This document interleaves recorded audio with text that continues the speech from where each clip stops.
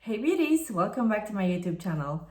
I have received the latest pattern from Givenchy, the new formula that has created so many discussions.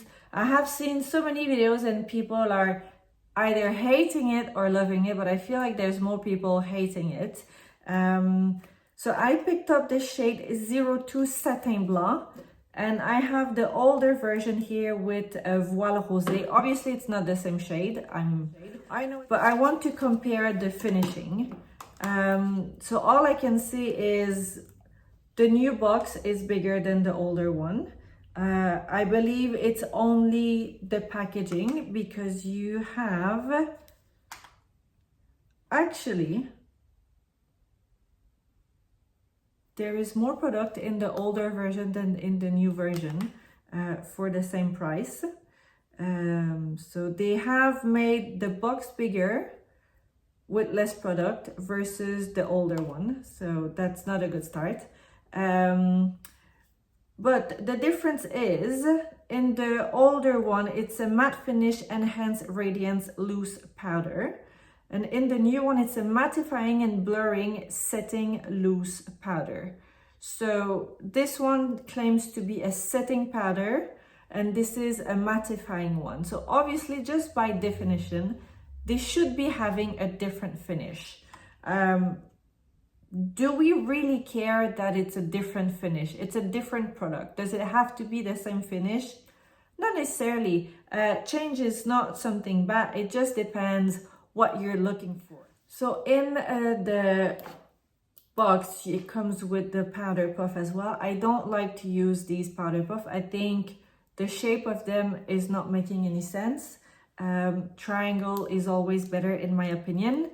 I went for Satin Blanc because as much as I like the shade Voile Rose, I feel that if you want to help remove the darker circle under your eye, Satin Blanc is probably a better option for you. So I'm just removing the seal. All right, let's go with the older version. I'm going to take a clean powder puff here. And so this is Voile Rose. And this is on the back of my hand. It's completely matte. There is literally no radiance at all. Completely matte. And it really just set the product onto your skin. Now, with a different powder puff, clean as well, I'm going to place it next here, the new product. So the consistency is completely different, and see how radiant this is. This is the older product that completely disappear. Completely matte, and here you see the radiance. So the product feels, this one, the new one, feels a little bit more silky on the skin, whereas this is completely matte. Now, do we really care if we're using both of them for different purpose? I don't know. I'm quite happy to have radiance under my eye. I'm not dead against it. I wouldn't be setting my whole face with something super radiant. So now I'm going to take the new formula and set the concealer under my eye. I don't have any powder, I don't have anything, just my concealer.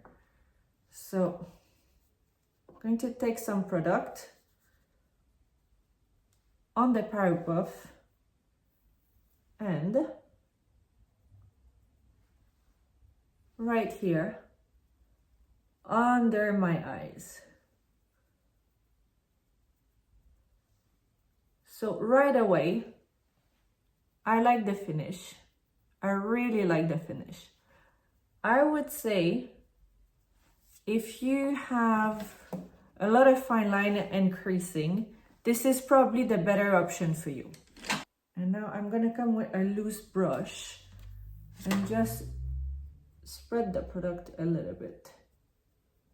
And it's almost, I feel like it's got a bit of a mixed highlighter with it. I like the shade Satin Blanc for under the eyes.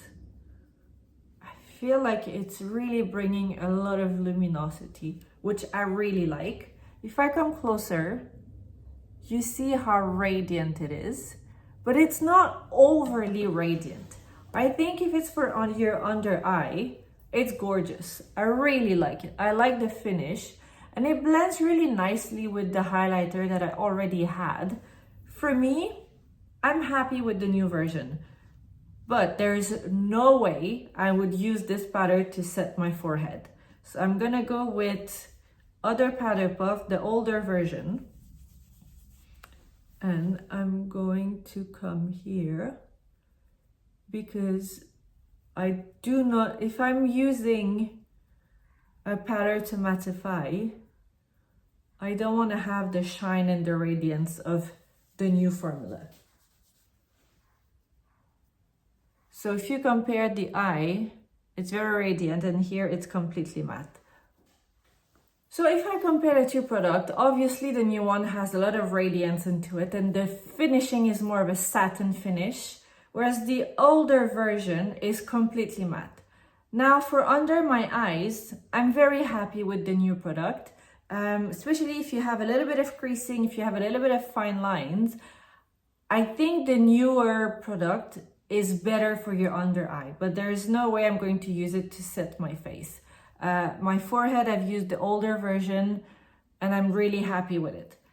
That said, if you're really wanting something super matte, go with this powder. This is one size.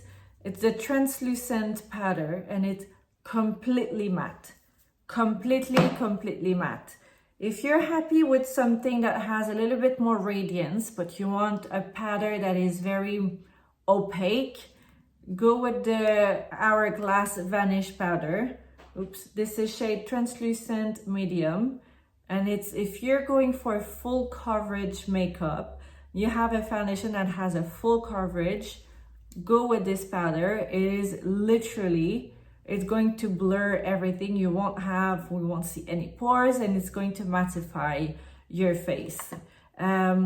Last one I could recommend, if you're having more of a dry skin, you want to blur, go with the YSL All Hour Hyper Finish. This is a compact powder. It's very hydrating. It's got a bit of more of radiance into it. I really like this powder. It's great, and the bronzer is the same finish. It's matte, but it's got radiance into it. I hope this video has been helpful for you. I will list down below all the powders with their description. I think there's as many powders as there are skin types or needs.